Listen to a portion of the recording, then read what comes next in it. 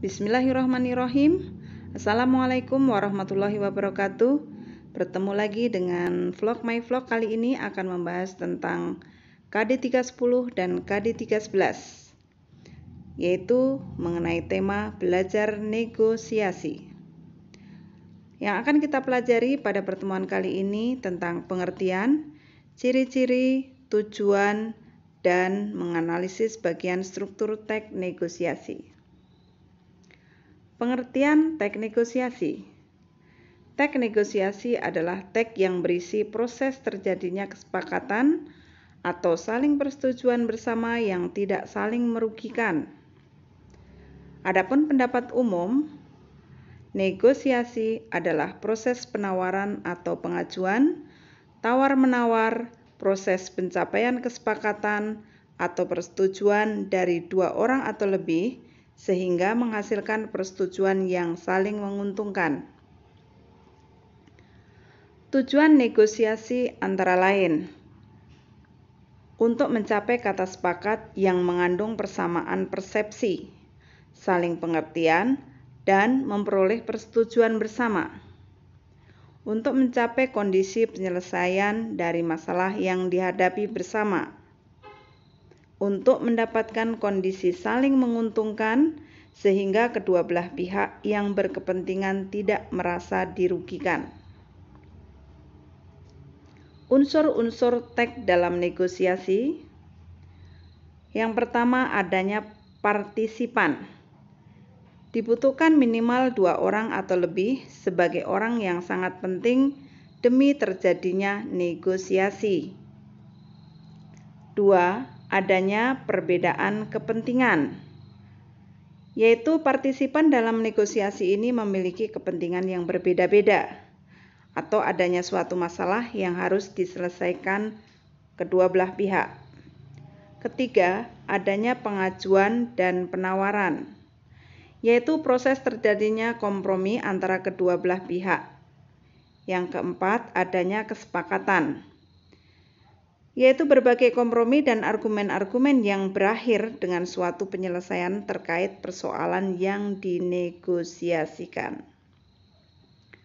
Struktur teks negosiasi mencakup 3 hal. Yang pertama orientasi, yang kedua isi, dan yang ketiga penutup. Orientasi, isi, penutup, 3 struktur teks ini ketika dijabarkan maka akan seperti berikut. Orientasi atau pembuka, yang kedua berupa isi. Isi itu terdiri dari permintaan atau pengajuan, pemenuhan, penawaran, persetujuan, pembelian. Baru yang ketujuh penutup. Nah, ketika ini dirangkum maka akan terjadi 3 hal. Pembuka, isi, penutup. Bahasa Indonesia memiliki beragam jenis teks. Adapun ciri-ciri teks negosiasi secara umum antara lain yang pertama, melibatkan 2 pihak atau lebih, perorangan, kelompok, organisasi, perusahaan, ataupun instansi. Kedua, menggunakan komunikasi langsung, yaitu tatap muka atau lisan, atau komunikasi tertulis. Yang ketiga, mengandung permasalahan atau pertentangan atau perselisihan. Yang keempat, menyelesaikan perbedaan kepentingan melalui saling menawar. Yang kelima, mengenai suatu rencana, program, keinginan yang belum terjadi. Yang keenam, berakhir pada saat terbentuknya suatu kesepakatan, yaitu sepakat untuk tidak menyetujui atau menyetujui masalah yang dinegosiasikan. Ciri-ciri negosiasi dilihat dari isinya.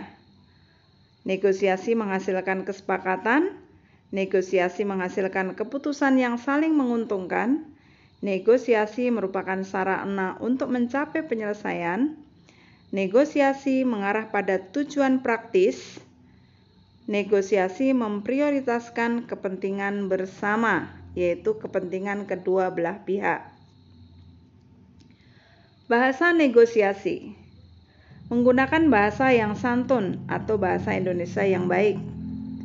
Bahasa mengarah pada tujuan praktis. Bahasa menggunakan ungkapan yang mengakomodasi perbedaan. Bahasa menggunakan ungkapan untuk memberikan pandangan baru, tidak mengabaikan pandangan lama, tapi tidak memalukan kedua belah pihak. Menggunakan bahasa yang memberikan tugas dan tanggung jawab kepada kedua belah pihak. Menggunakan bahasa persuasif, bahasa yang mempengaruhi atau mengajak seseorang agar mengikuti apa yang ditawarkannya.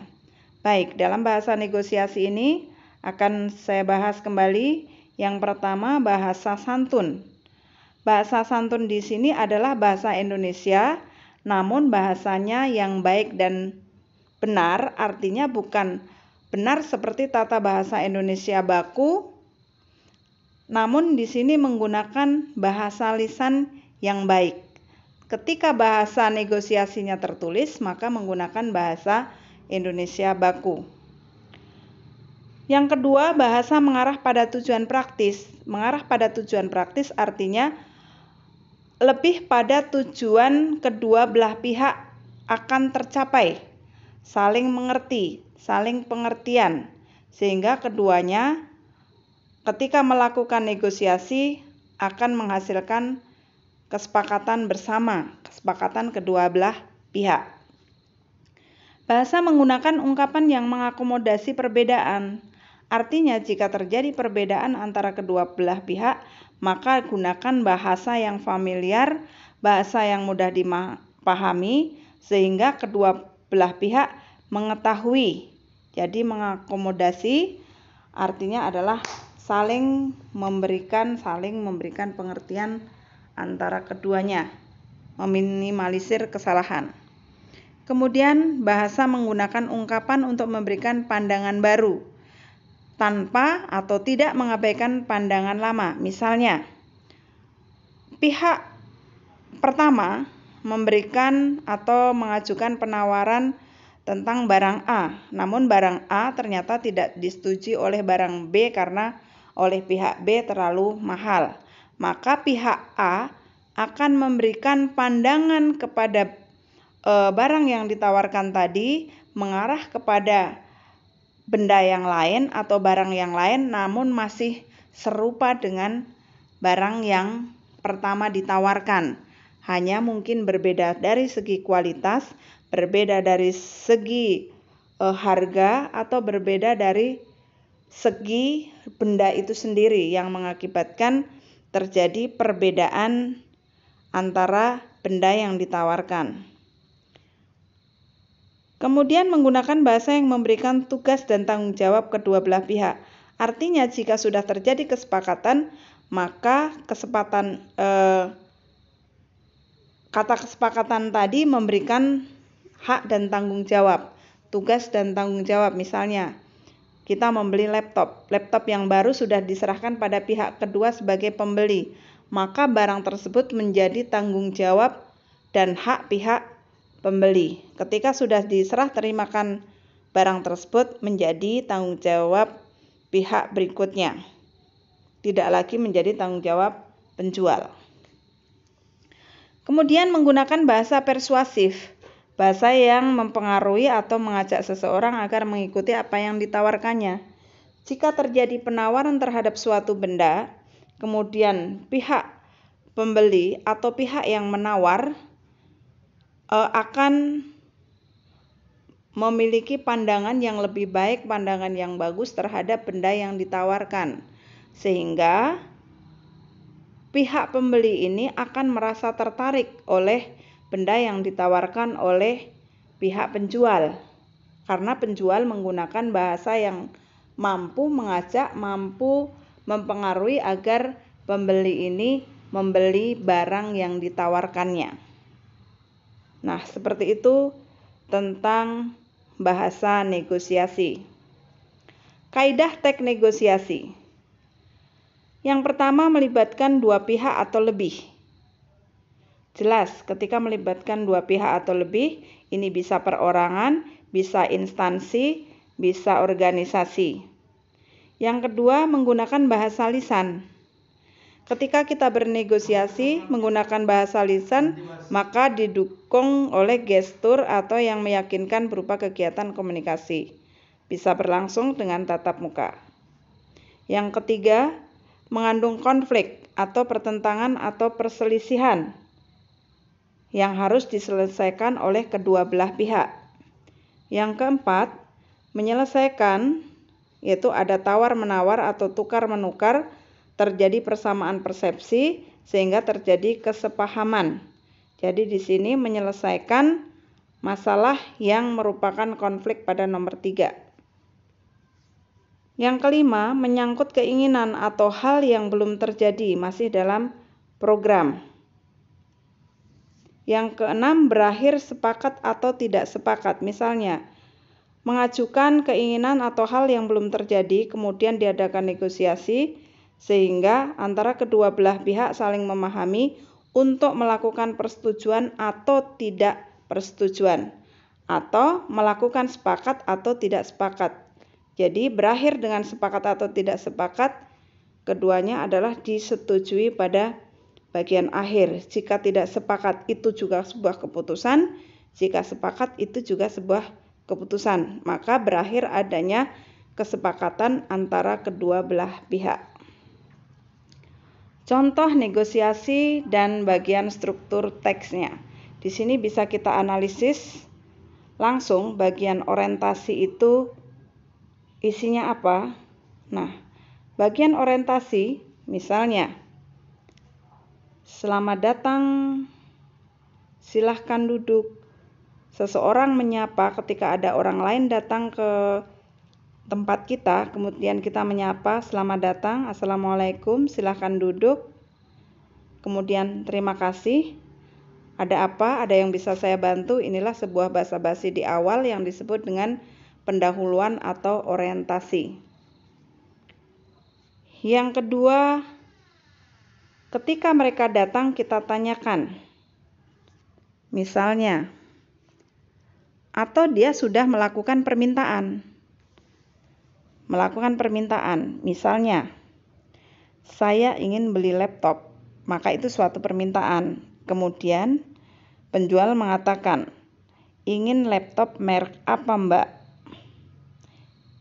Nah, kemudian terjadi percakapan sehingga si penjual meminta contoh laptop, kemudian pembeli mengambilkan laptopnya, kemudian menyodorkannya. Maka ketika penjual menyodorkan laptop yang diminta oleh pembeli, kemudian memperlihatkannya, maka diskusi ini masih disebut sebagai permintaan. Nah, ketika permintaan ada pemenuhan. Permintaan dan pemenuhan ini keduanya adalah sebenarnya percakapan yang saling bolak-balik antara dua arah. Ya, sebentar saya ambilkan. Nah, ketika tadi minta, mbak ada laptop merek terbaru, ada, sebentar ya saya ambilkan. Nah, ini merupakan pemenuhan. Permintaannya adalah menginginkan laptop, kemudian pemenuhannya memberikan laptop yang diminta. Seperti itu gambarannya. Kemudian ketika sudah diambilkan laptop oleh penjual, kemudian pembeli melihat-lihat, kemudian menanyakan berapa harganya, kemudian harganya misalnya 4 juta, kemudian ditawar, boleh enggak kalau harganya 3 juta? Oh belum, karena memang begini, kondisinya seperti ini, speknya bagus, belum bisa dilepas dengan angka 3 juta. Nah, itu masih terjadi tawar-menawar, maka disebut sebagai bagian struktur teks penawaran. Kemudian bagian struktur teks persetujuan. Ketika mereka sudah ketika mereka sudah membicarakan tentang harga, kemudian ya sudah, harga segitu, kalau belum bisa saya beli, saya mundur. Atau mbak, harga segitu sudah murah, silahkan cek barangnya. Kemudian si pembeli datang dan melihat lagi, ya udahlah mbak, saya belilah, harganya berapa? sesuai dengan permintaan mbaknya, misalnya 3 juta dari 4 juta, ditawar ke 3,5 juta, belum dapat, kemudian dikasih harga lebih sehingga terjadi tawar-menawar, maka di situ kemudian terjadi persetujuan jika pembeli mengatakan, ya saya beli laptop yang saya inginkan. Kemudian ketika sudah terjadi persetujuan, maka pembeli akan melakukan pembelian. Pembelian di sini adalah serah terima barang, sehingga barang tersebut menjadi tanggung jawab pihak pembeli yang tadinya merupakan tanggung jawab pihak penjual karena memang barangnya masih miliknya penjual, tapi ketika dibuatkan nota kemudian dilakukan pembayaran, maka di situ terjadi pembelian. Ketika barangnya diberi, diserah terimakan, terjadi pembelian. Kalau persetujuan adalah mengiyakan bahwa deal harganya sekian juta, saya terima, maka itulah kesepakatan atau persetujuan. Kemudian diberikan nota, barang diberikan, kemudian dibayar, terjadilah pembelian.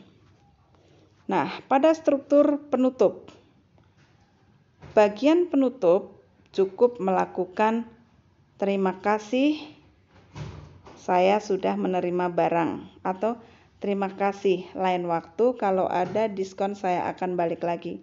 Atau mungkin pihak penjualnya akan mengatakan, jangan lupa kembali lagi ya Mbak pada diskon berikutnya.